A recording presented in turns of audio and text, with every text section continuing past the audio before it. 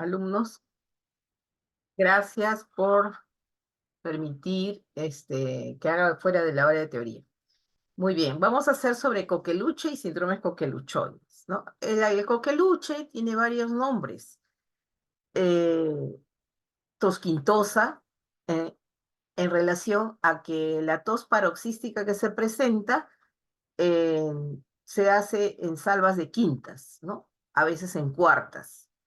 Tos convulsiva, porque como esta es una tos paroxística, sobre todo en niños pequeños, por la hipoxia puede producir convulsiones.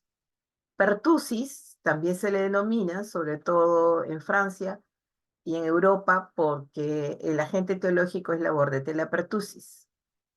Antes de la era antibiótica, es una enfermedad que podía durar hasta 100 días y también se le conoce como la enfermedad de los 100 días. Y en forma anecdótica también se le puso tosferina porque como los niños se volvían muy irritables, entonces decían que se ponían como fieras, ¿no? Entonces, a nosotros no nos gusta a los pediatras llamarle tosferina. El nombre más conocido es la tos convulsiva y coqueluche, ¿no? Muy bien. Entonces, esta es una enfermedad emergente porque fue más o menos que en 1906 se halló por cuenta de Julius Bordet y Octavius Junju. En 1906 aislaron el agente etiológico y en 1950 a partir de las células muertas de estas bacterias, desecadas por el calor, se inventó la primera vacuna, ¿no? Entonces fue una enfermedad parcialmente controlada durante el siglo pasado y es una enfermedad reemergente en el siglo XXI. Se trata de una enfermedad bacteriana, infectocontagiosa, mm, aguda, afecta principalmente a las vías respiratorias. Como les he dicho, puede ser de larga duración cuando no es detectada a tiempo y no se inicia una cobertura antibiótica, ¿no? Y es altamente contagiosa. Es inmunoprevenible con las vacunas y es de declaración obligatoria. Es decir, cuando nosotros encontramos un caso de un síndrome coqueluchoide, que vamos a ver a qué se denomina síndrome coqueluchoide, hay que declararla obligatoriamente, ¿no? Desde el punto de vista epidemiológico, hay que cerrar los cercos epidemiológicos, ¿no? Puede ocurrir a cualquier edad, porque la vacuna, vamos a ver, no da protección permanente, ni la enfermedad da inmunidad definitiva, ¿ya? Entonces, afecta más a niños menores de 5 años. Ahora, la enfermedad clásica se presenta generalmente en los niños ya después de los 6 meses, ¿no? Antes de los 6 meses presentan una forma típica. Y en los niños menores de 3 meses tienen riesgo de desarrollar complicaciones muy severas como la hipertensión pulmonar y fallecer. Como les dije, característicamente se presenta por una tos paroxística en accesos, ¿no? O sea, y generalmente es en forma de quintas, o sea, el paciente tose así y no para, ¿no? Y obviamente en los niños pequeños esto puede dar lugar a emesis, a cianosis, a convulsiones, ¿no? Y luego, como el paciente ha dejado de respirar durante estos episodios de tos, paroxísticos de tos, entonces luego hay un silbido inspiratorio, ¿no? Que se le conoce como un gallito, como ese. O sea, el paciente tose, tose, tose y hace ese sonido que han escuchado que acabo de hacer, ¿no? Y esta enfermedad tiene efectos sistémicos gracias a una de sus toxinas, ¿no? Y en recién nacidos y menores de 3 meses se describe episodios de apnea. Puede estar precedida de tos paroxística, pero no necesariamente en quintas o en cuartas, ¿no? Puede presentar 1 o 2 paroxismos y apnea, o puede presentar apnea y cianosis, ¿no? O puede presentar un estridor inspiratorio, ¿no? Entonces, estos 3 hallazgos nos hacen sospechar de coqueluche en niños menores de 3 meses, ¿ya? Entonces, como les decía, pues que el primer registro de esta enfermedad data desde el siglo XVI, en 1578, ¿no? En 1679, Sydenham realiza una descripción completa ¿no? Hay tratados de cómo se describe la enfermedad si no se usa antibióticos, ¿no? Y como les repito, ya en el siglo XX, Bordet y Genju identificaron al agente causal y en 1950, ya que se aísla la primera vacuna y se le cambió primero al Haemophilus influenza se le puso ya el Bordetella pertussis, ¿no?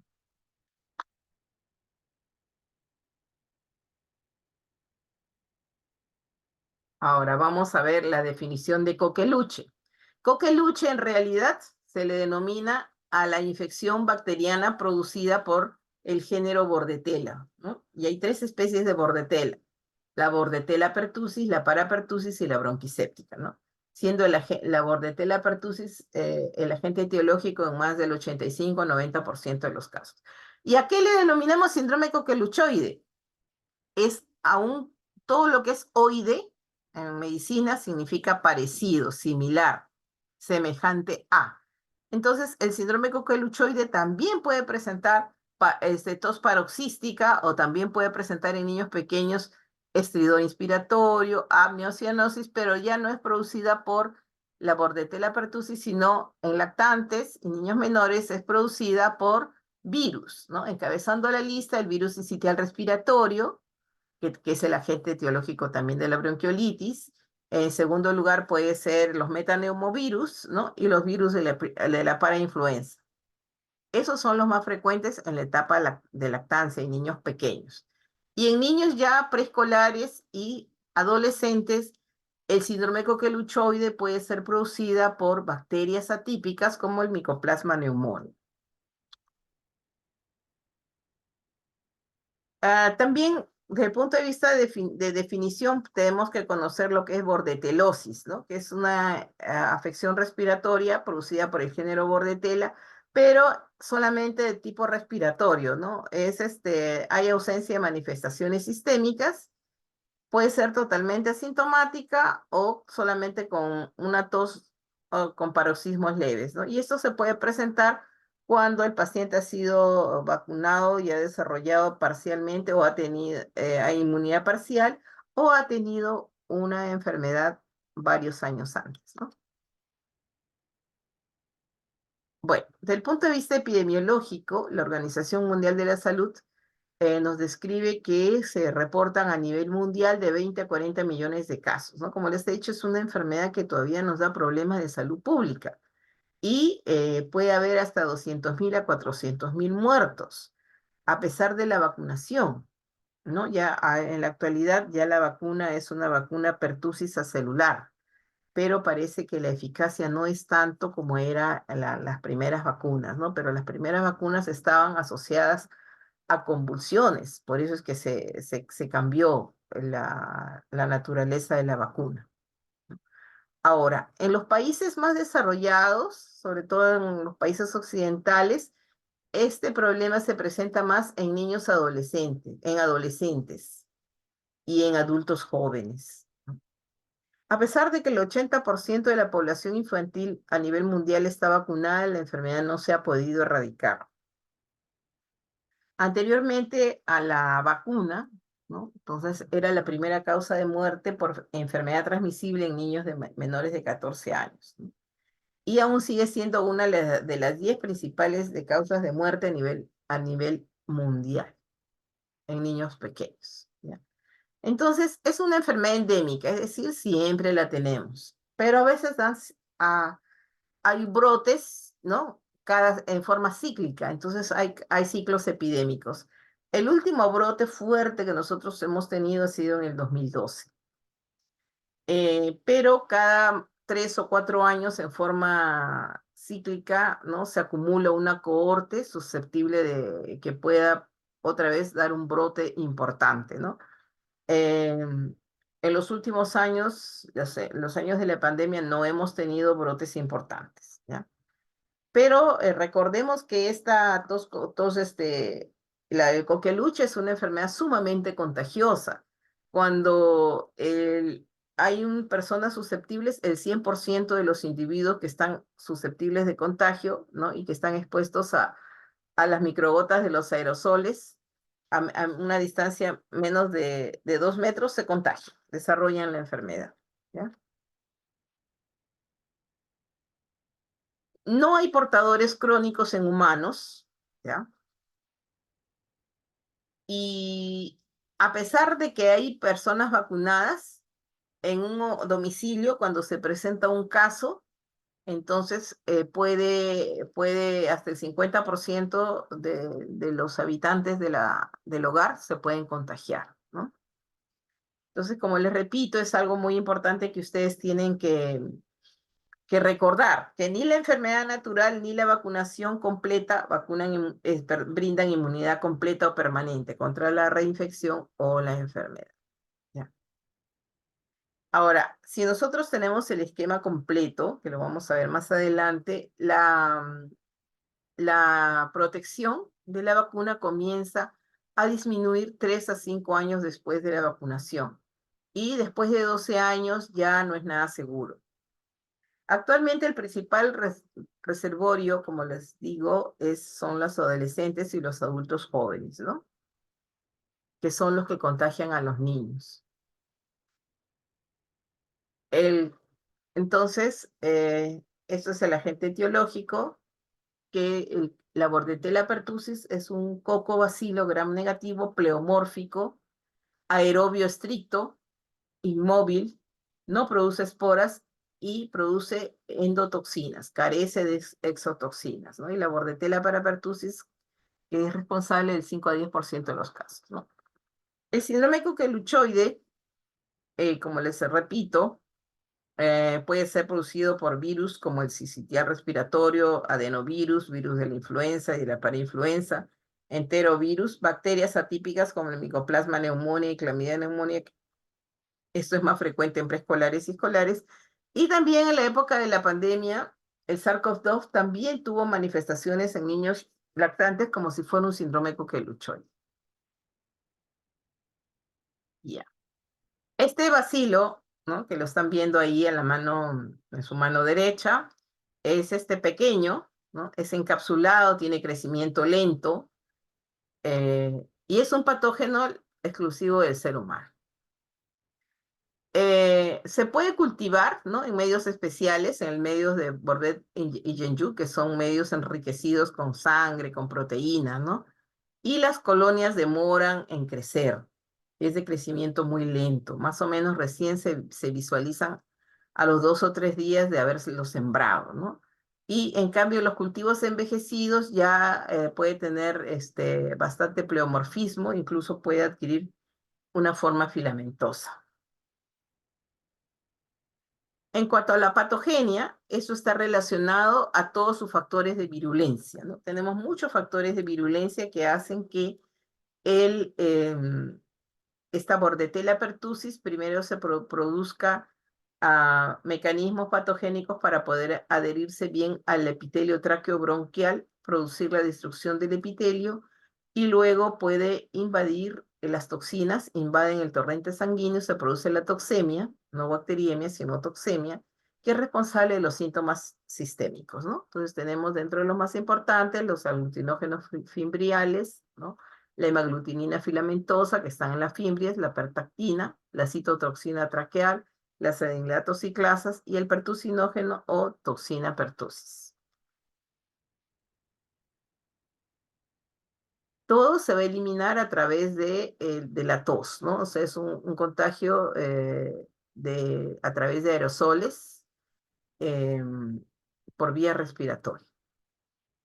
Los aglutinógenos fimbriales, ¿no? Son proteínas antigénicas que van a favorecer la adherencia al epitelio traqueobronquial. La hemaglutinina filamentosa también es otra proteína que actúan como adhesinas bacterianas. La citotoxina traqueal va a producir ciliostasis, también produce descamación ciliar y necrosis del epitelio bronquial.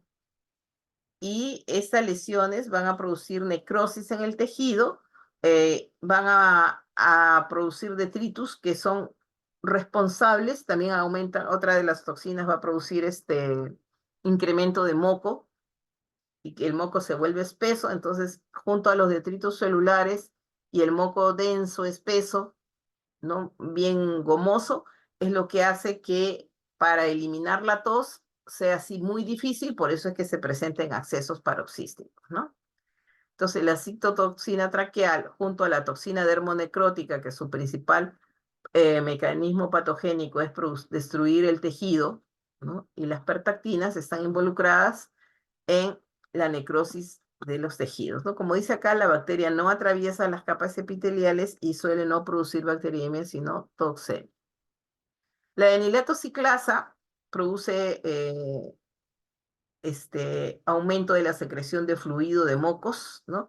Y produce también disminución de la actividad macrofágica, y eso obviamente perjudica el sistema inmunológico del paciente, ¿no? Y la más, la toxina pertussis, ¿no? Que es la que entra al torrente sanguíneo y produce, aparte de producir también, contribuir a la adherencia en el epitelio bronquial, es la que penetra el torrente sanguíneo y produce los síntomas sistémicos, ¿no? Es altamente antigénica.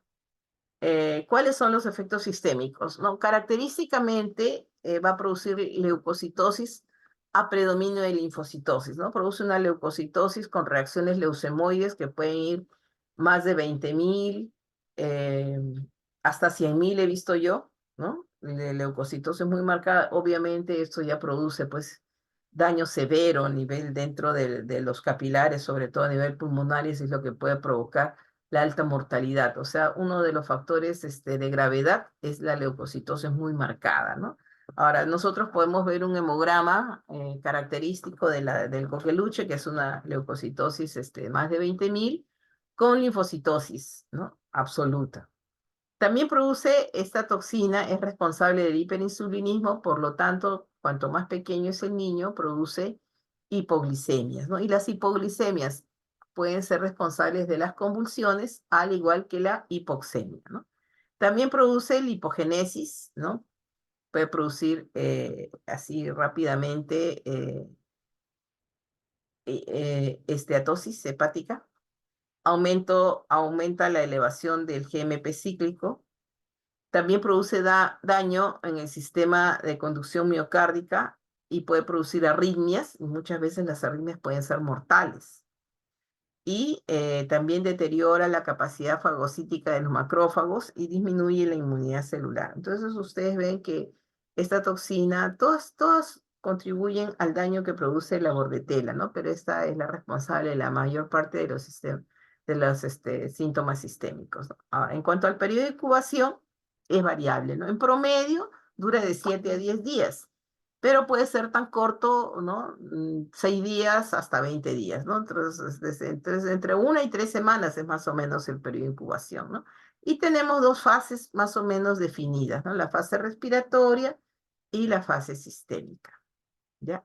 La fase respiratoria comienza con la colonización del epitelio nasal y luego ya el daño patogénico es a nivel del epitelio traqueobronquial, ¿no? Ya hemos visto cómo los factores, las toxinas, ¿no? Son las que producen primero el anclaje a las células ciliadas, cuáles son las que dificultan la eliminación del agente, la citotoxina traqueal, la adenilato ciclasa, el pertussinógeno. Ya hemos visto qué produce cada uno, ¿no? Ahora, una vez que se absorbe el pertusinógeno al torrente sanguíneo, ya es que se aparecen, pues, este, los síntomas sistémicos, ¿no? Ahora, la fase catarral, ¿no? Es dentro de la fase respiratoria, tenemos la fase catarral que puede durar de 1 a 2 semanas, a veces es corto, ¿no? Menos de 1 semana. Y al inicio, pues puede haber una febrícula, ¿no? Como cualquier proceso viral, y puede no identificarse si no hay un contacto epidemiológico identificado, ¿no? Entonces la fase catarral, el paciente está contagiando bastante, ¿no? Eh, la fase paroxística, ya después bueno, en la fase catarral se puede presentar tos, no característica, puede haber rinorrea, inyección conjuntival, ¿no? Como cualquier proceso respiratorio alto. Y luego, ¿no? Ya bruscamente aparece la fase paroxística, donde ya la tos, clásicamente se presenta la tos en cuartas o quintas. Y esta fase paroxística puede durar de 2 a 6 semanas, ¿no? Lo que nos puede, un momentito, estoy en clase, estoy en clase. Ya. Bueno, entonces, y la fase de convalecencia que dura de 1 a 2 semanas, ¿no? Donde la tos va desapareciendo, ¿ya? Y ya se recupera, ¿ya? Entonces, vamos a ver que el periodo de contagiosidad es básicamente durante la fase catarral y las 2 primeras semanas de la fase paroxística.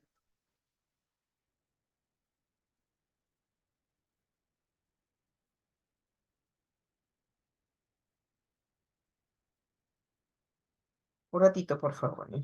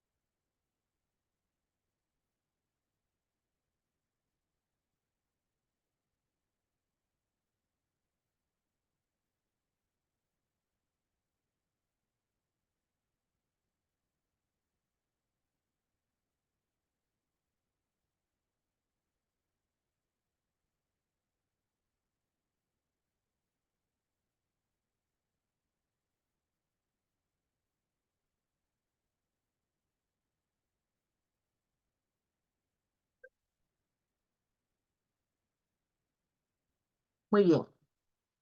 Entonces, durante la fase catarral, como les repito, puede haber congestión nasal, rinorrea, estornudos, lagrimeo, congestión conjuntival, tos leve, moderada, no característica, ¿no? Puede cursar sin fiebre o con una fiebre leve, ¿no? 37,5, 37,8.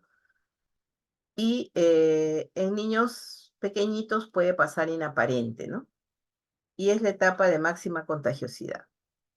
La fase paroxística se caracteriza por una tos clásica que, aparte de lo que hemos descrito, ¿no? De ser paroxística, se acompaña de un estridor inspiratorio que le denominan un gallito después de los accesos de tos, y es una tos cianosante, ¿no? Como ustedes ven en la figura, el niño está moradito y tiene secreciones densas dentro de la cavidad oral.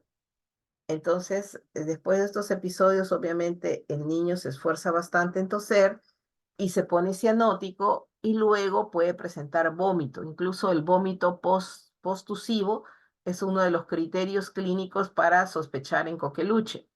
Y como les digo, en niños pequeñitos, donde la toxina hace mucho daño, aparte de la hipoxia, puede producir hipoglicemia, entonces puede ser convulsivante, ¿no? Por eso que de ahí el nombre de tos convulsiva, ¿no? Ahora, recordar que en los niños pequeños, ¿no? De menores de 2, de 3 meses, pueden haber paroxismos no tan frecuentes, pero se pueden seguir de apnea, cianosis o estridor inspiratorio.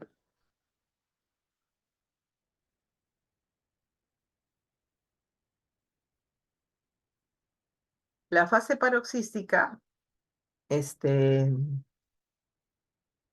eh, frecuentemente se presentan vómitos y ya no hay fiebre, ¿no? Si se presenta fiebre es porque hay alguna complicación.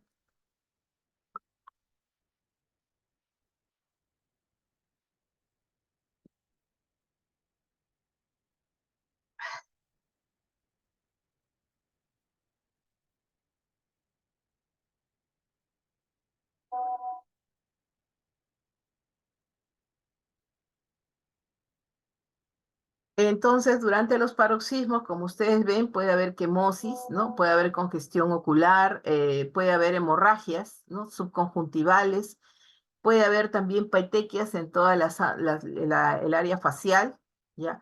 Incluso puede presentarse hernias o prolapso rectal, ¿no?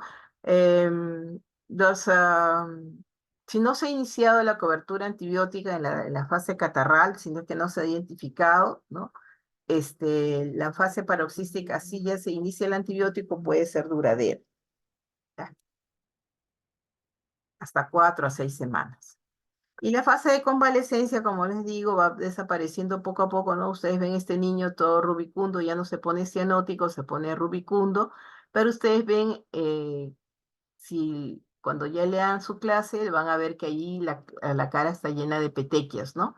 Petequias del esfuerzo de la tos, o sea, desde arriba, eso no es por trombocitopenia, es por el esfuerzo que hace la tos, ¿no? Que produce la tos y se quedan así con hemorragias petequiales, hemorragias subconjuntivales, ¿no? Ahora, si el niño ha sido vacunado, parcialmente vacunado, o ha habido enfermedad, puede hacer que se repita el cuadro y en la adolescencia, si es que no ha recibido los refuerzos correspondientes, o si hay un enfermo que lo contagie, puede presentarse un cuadro, pero ya no es tan florido, ¿no? Solamente puede estar con una tos persistente nada más y de predominio nocturno.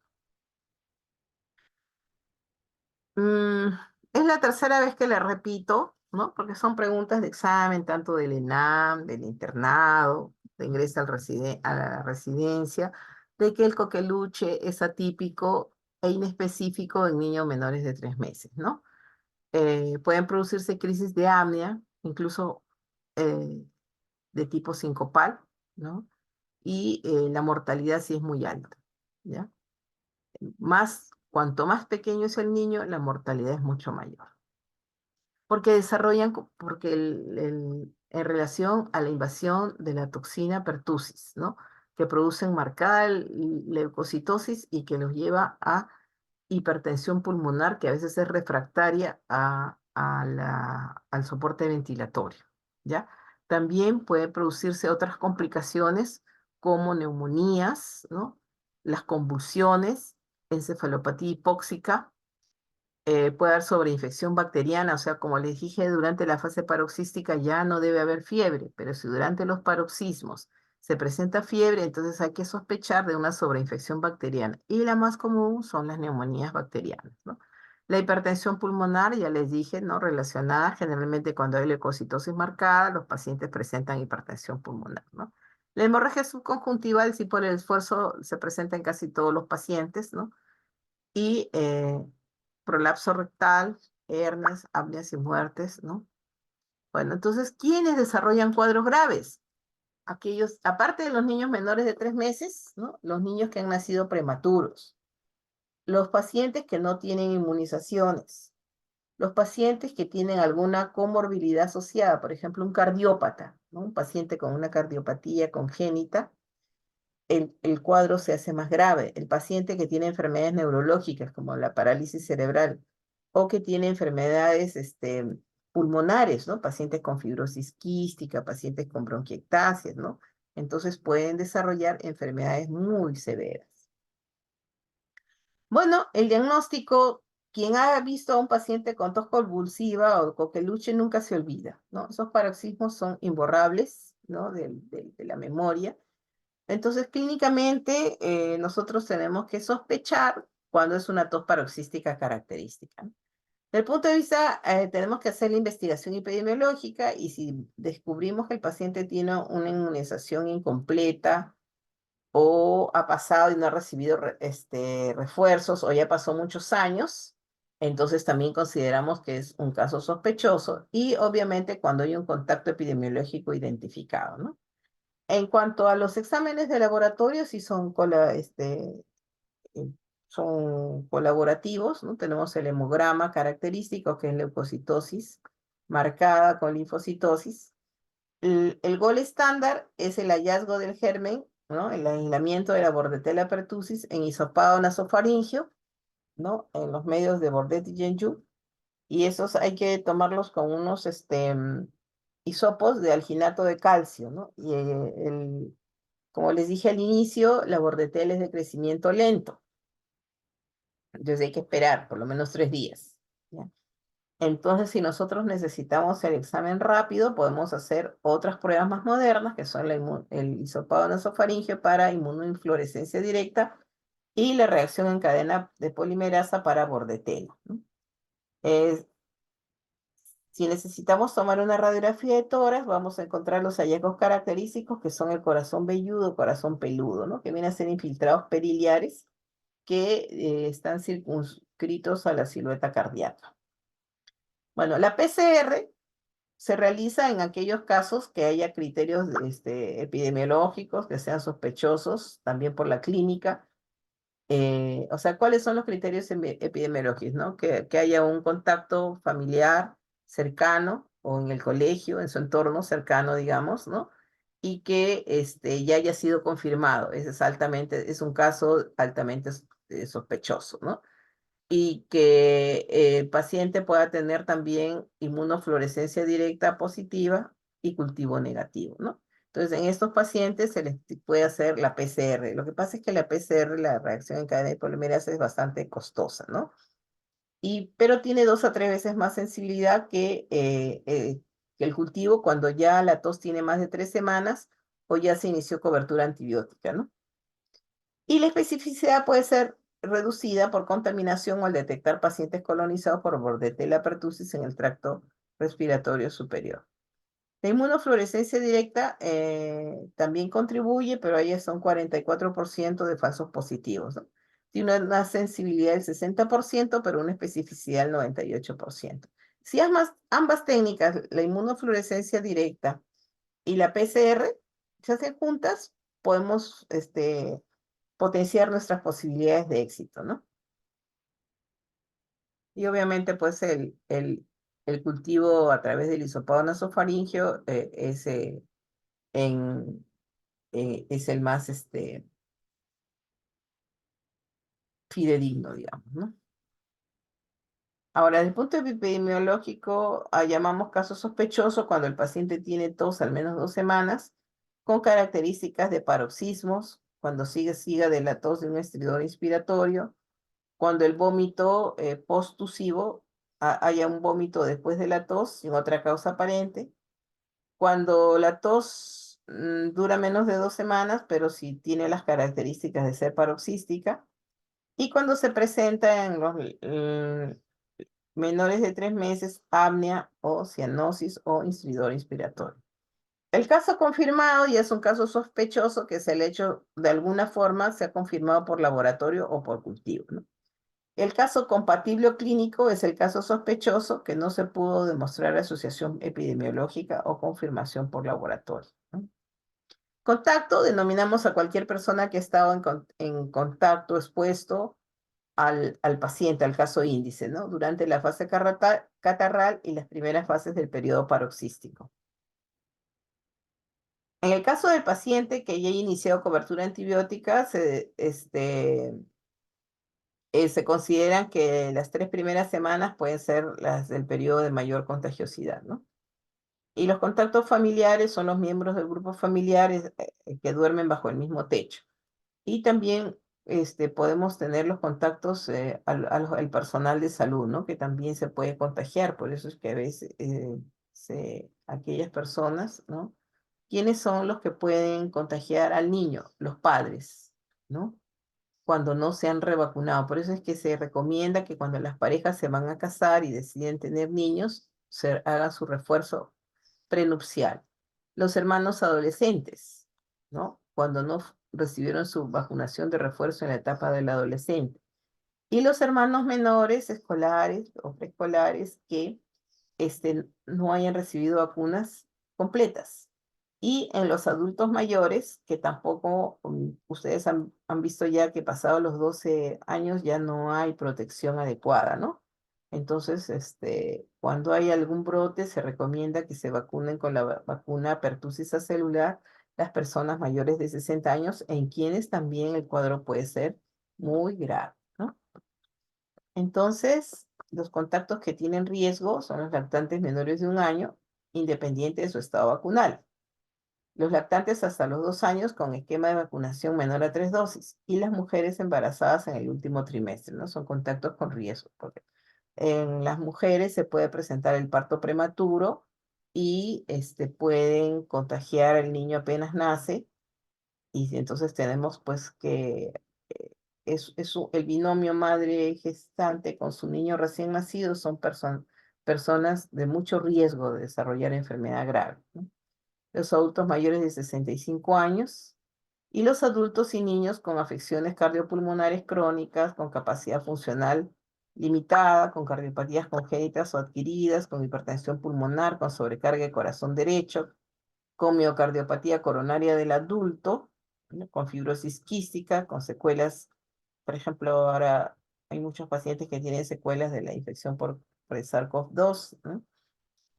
O pacientes que tengan displasia broncopulmonar o que tengan EPOC o enfermedad pulmonar crónica o que se haya tenido neumonectomías, ¿no? Antecedentes de TBC, de bronquiectasis, también son factores que eh, son de riesgo, ¿no? También cuando se hospitalizan a los niños durante la fase catarral, porque muchas veces hemos tenido así, ¿no? Que aparentemente ingresan como una infección viral, ¿no? Inespecífica, ingresan en la fase catarral y luego ya se va evidenciando las expresiones del coqueluche, ¿no? Entonces, de riesgo también son los contactos que están hospitalizados en la misma sala que el caso índice, ¿no? Y el personal de salud y los profesores, ¿no? Que hay que protegerlos en caso este, de brotes, ¿ya? Bueno. El tratamiento es con macrólidos, ¿no? Entonces, apenas si nosotros tenemos al paciente en la fase catarral, pero hay un antecedente epidemiológico de coqueluche, entonces tenemos que arrancar cuanto antes el tratamiento con antibióticos macrólidos, ¿no? En realidad puede ser cualquiera de los macrólidos. La dificultad es que la eritromicina hay que darla de 40 a 50 miligramos por kilo por día durante 2 semanas. Y la desventaja es que ustedes saben que tienen la duración del efecto es corto y hay que darla cada 6 horas, ¿no? Entonces, este esquema es un tanto engorroso a pesar de que la eritromicina es barata. Ya no se recomienda mucho porque hay que darla 4 veces al día por 2 semanas, ¿no? En cambio, la claritromicina y la acitromicina se pueden dar en tiempos más acortados y tienen la ventaja de que la claritromicina se le da en dosis de 15 a 20 miligramos por kilo por día repartida en 2 dosis, o sea, cada 12 horas y durante 10 días, ¿no? Y la citromicina, que es en realidad la de elección, porque se le da a una dosis desde 8 a 10 miligramos por kilo por día, ¿no? Repartida, es una sola dosis y se puede dar el tratamiento durante 7 a 10 días, ¿no? Dependiendo. Y las complicaciones. em, Bueno, aquí ven ustedes dosis 8 a 12, 15 a 20. Quiere decir que el primer día se da de 15 a 20 y luego ya se reduce de 8 a 12, ya por si acaso.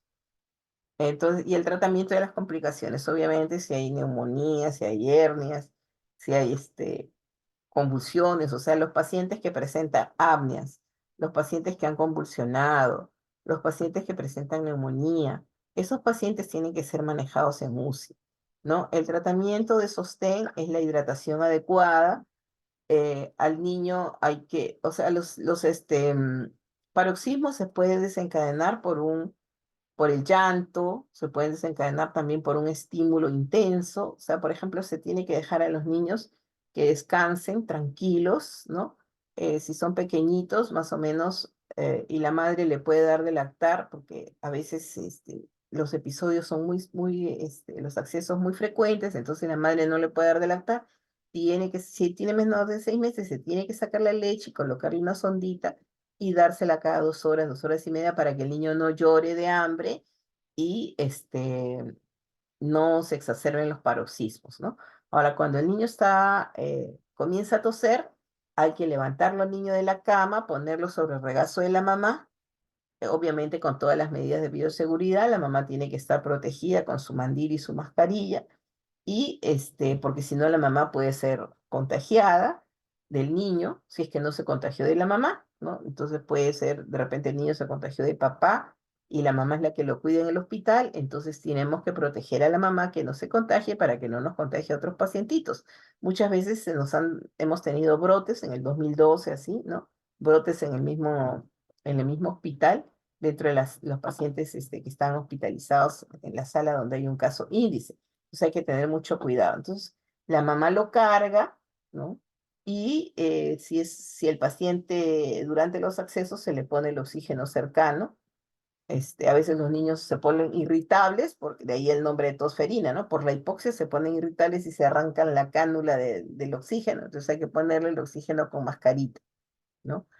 Eh, Muchos hacen broncoespasmos, entonces hay que nebulizarlos, ¿no? Con beta 2 agonistas. A veces los niños se irritan más con las nebulizaciones, entonces se puede utilizar aerosol terapia, ¿ya?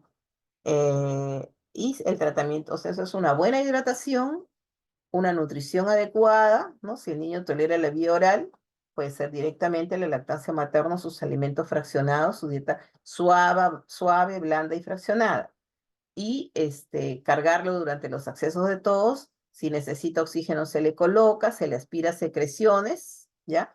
Ahora también se le hace el palmoteo a nivel del tórax para que pueda evacuar bien las secreciones, ¿ya?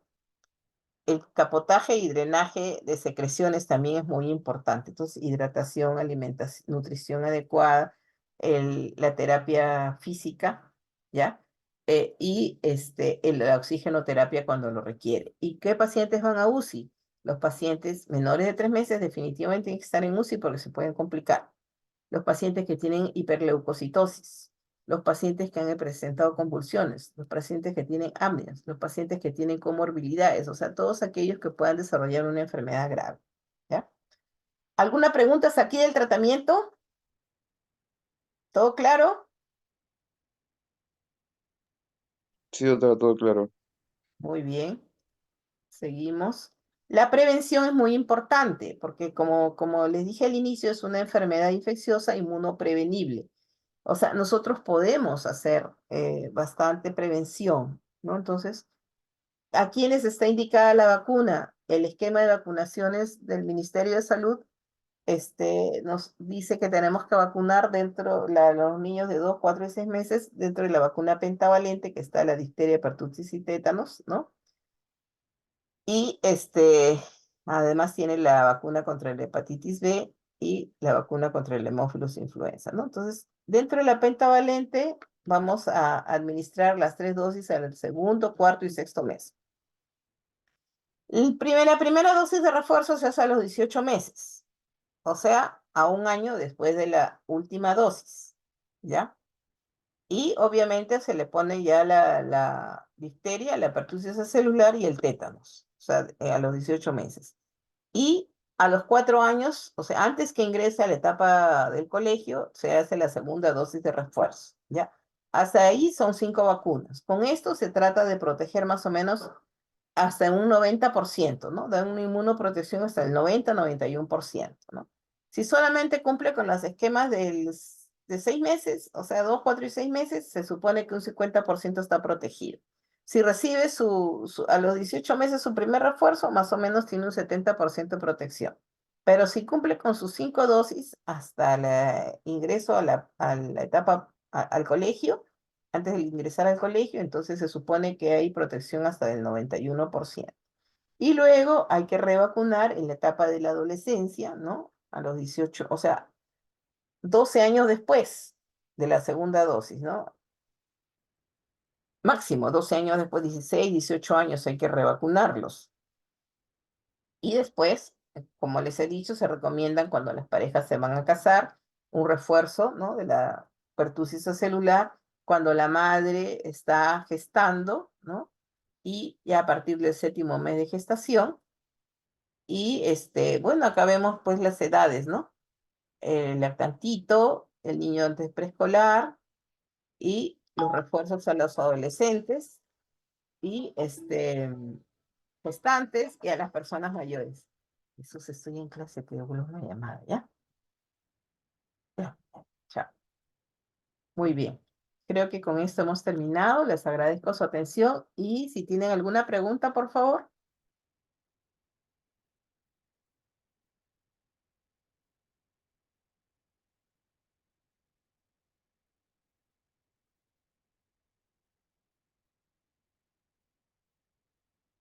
¿Nadie tiene preguntas? ¿Todo está claro? Carmen Rosa, Chalco. Doctora, Hola, ¿cómo estás, Carmencita? A ver, dime tú, ¿cómo se protege al niño contra el coqueluche? mediante las vacunas, Muy bien. Recuérdame, ¿a qué edades se ponen las vacunas? menor de 3 meses. En lactantes el esquema de vacunaciones es 2, 4, 6 meses. Primer refuerzo a los 18 meses, segundo refuerzo a los 4 años. ¿Ya? Ya, Verónica Gonzalo, ¿a qué edad o a la gestante, en qué trimestre se vacuna?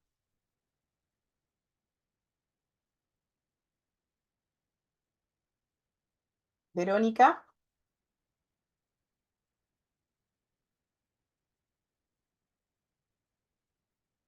Brian Rodrigo, ¿se encuentra Brian? No está. Natalie Hidalgo, chicos, se han ido la mayoría. Luce Delmira, Buenas, sí, doctora. hola Natalie. La gestante, a las cuántas semanas, a las cuántos meses se puede vacunar la gestante contra el coqueluche? Disculpe, doctora, no escuché. ¿A qué edad gestacional, a partir de qué edad gestacional se puede vacunar a la madre gestante?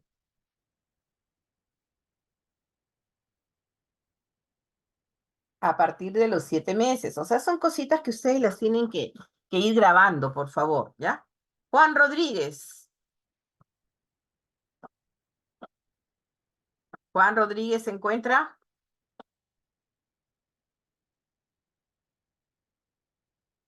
Litze Torbisco se encuentra. Sí, doctora, Hola, buenas ¿cómo tardes, estás? sí, a partir de los 7 meses.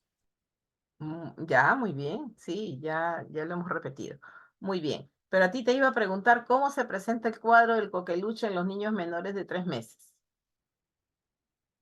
Sí, me dijo que era un cuadro como que muy, era difícil de diferenciar, era un cuadro indiferenciado, dijo. Am, Pero clásicamente, o sea, se puede presentar en forma atípica, inespecífica, sí, pero ¿qué es lo que predomina? ¿Predominan los paroxismos de tos? mm, No. Lo que es menos predomina, intensa no. la En los niños apnea. menores de 3 meses, no, casi no hay paroxismos clásicos. Lo que hay es, ¿quién se acuerda? Apnea y cianosis, por eso recién nacido o niño pequeñito de 1, 2 o 3 meses que llega a emergencia, que la mamá diga que lo ha notado que se pone morado de la nada o que deja de respirar, el apnea es más de 20 segundos, ¿no es cierto? El cese de la respiración de 20 segundos. Si las madres llevan a sus pequeñitos menores de 3 meses con estos síntomas, tenemos que sospechar de coqueluche, por favor, ¿ya? No dejarlos ir a estos pacientes porque a veces el personal que no tiene experiencia no les cree. Entonces mi hijito se puso morado, no tiene cardiopatía, mm, no tiene tos porque a veces solamente hay un pequeño, ¿no? Tupidez nasal, congestión, una tosecita no característica y de pronto la mamá lo ve morado, hay que hacerle caso, hay que hacerle depistaje de coqueluche porque es un niño menor de 3 meses.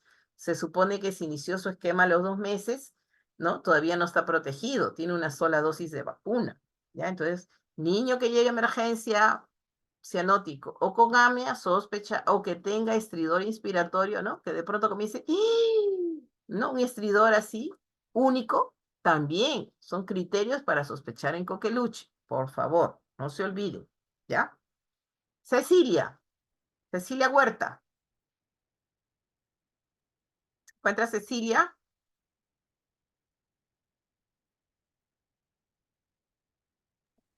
Doctora, ¿Cómo hola. está Cecilia? ¿Qué tal? ¿Cómo es la tos característica de la tos coqueluchoide? ¿Cómo es? ¿Cómo se caracteriza?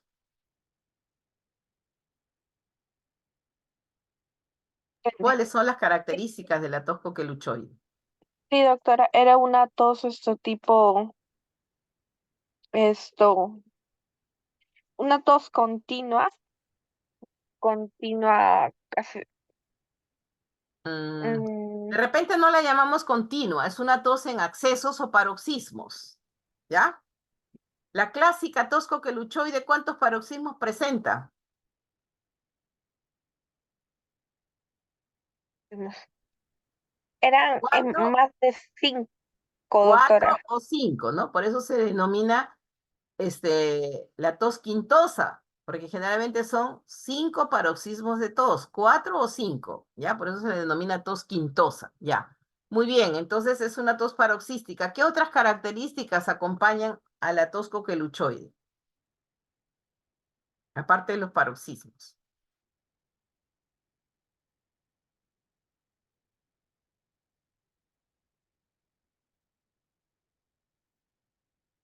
¿Qué dice Leslie Quispe? O sea, cuando ustedes le pregunten cuáles son las características de la tos coqueluchoide, entonces, ¿cómo van a sospechar de coqueluche si no saben cómo es la característica clínica de la tos coqueluchoide? A ver, Andrés Silva, que está levantando la mano. André, ¿qué me Sí, dices? doctora. El estridor inspiratorio. Muy bien, los paroxismas son seguidos de estridor inspiratorio. Perfecto. ¿Algo más caracteriza durante el paroxismo a la tos? Que les puse las figuritas pues, para que no se olviden. ¿Quién quiere contribuir entre todos? Contribuyan. Muy bien. A ver, nadie es Capcha, la señorita Capcha. Sí, doctora. Que estás levantando la mano. ¿Qué otras características tiene la tos coqueluchoide? Podría ser que mientras más grave se puede desarrollar o el paciente puede presentar cianosis o la famosa rubicundez. Ya, claro, muy bien, es una tos cianosante. Durante el episodio de la fase paroxística, el paciente se pone morado. En la fase de convalescencia ya se pone rubicundo, ¿ya? Entonces, es una Doctora, tos, sí. también podría presentar Bien. vómitos, pues después de Claro, la tos. entonces Ujú. vamos con las características. Es una tos paroxística, es una tos cianosante o ruborizante, es una tos emetizante porque produce vómitos. Y nos falta una característica. ¿Quién se anima? Ahí está. A ver, Josh o Dayan.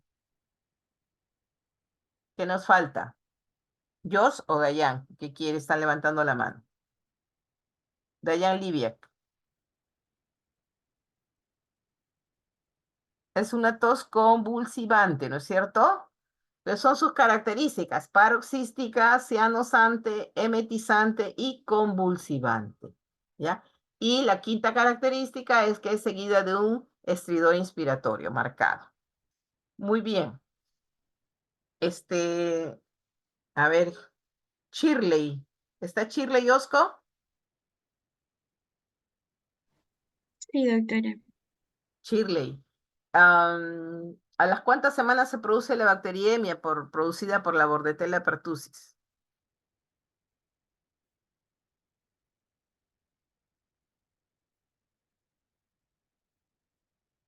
¿Se produce o no se produce bacteriemia?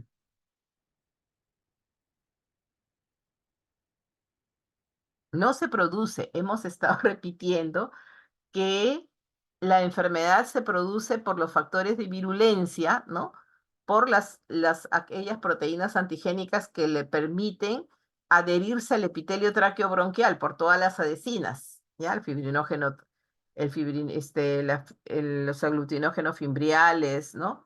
El pertusinógeno, la toxina citotoxina traqueal, las adhesinas, son las que permiten que la bordetela se adhiera al epitelio a través de sus fimbrias, ¿no? Y produzcan necrosis tisular que esos detritos celulares, otras, la citotoxina traqueal, por ejemplo, ¿no? Produce aumento de secreción de moco y un moco filamentoso. Entonces, todo eso más los detritus hacen que la secreción sea espesa de la tos y las secreciones traqueobronquiales sean muy espesas. Por eso es que es el esfuerzo del paciente para expectorar la tos, es que hace que esa tos sea así en paroxismos, que provoca cianosis, que provoque vómito, ¿no? Que provoca en niños pequeños em, convulsiones, ¿no? Y ya, ¿cuál es la más nociva? ¿Cuál es la que produce el efecto sistémico? Brian, Brian Peña.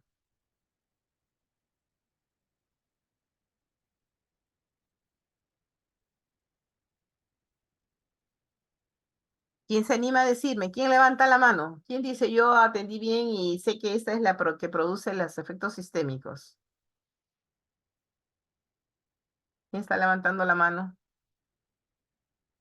Nadie. Paroxística. A ver, ¿quién me contestó? Valeria.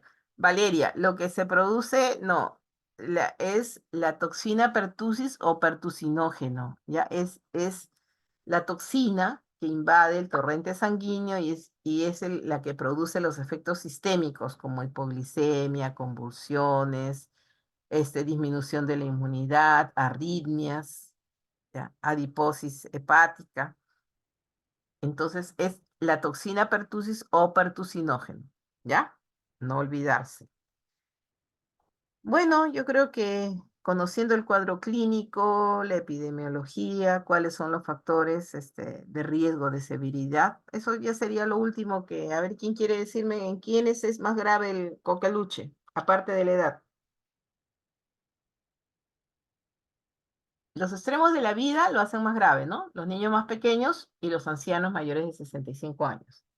Después tenemos que también es grave en los pacientes que tienen alguna comorbilidad importante, por ejemplo, que tengan secuelas neurológicas, que tengan cardiopatías o que tengan enfermedades pulmonares o respiratorias, ¿no? Fibrosis pulmonar, EPOC, hipertensión pulmonar, en ellos el cuadro es más grave.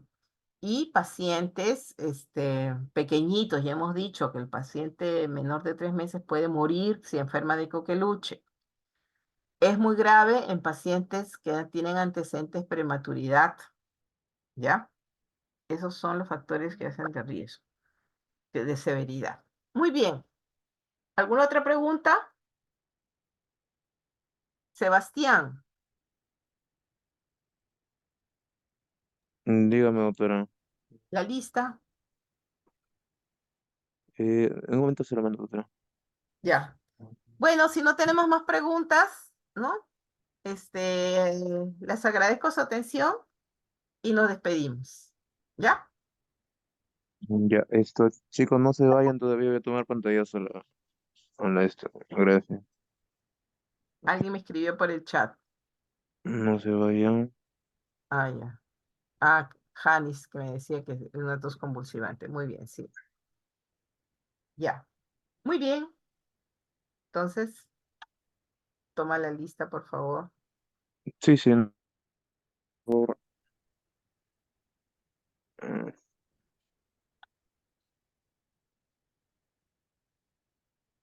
Habían 68, ahora hay 60. sí, Algunos que ya. llamen que ya se han ido. Ah, ahí le mando, doctora, en la lista. Ya, gracias, Sebastián. Gracias por Ya, todo, chicos. Buenas muchas tardes. gracias, doctora. Hasta luego. Chao. Buenas noches.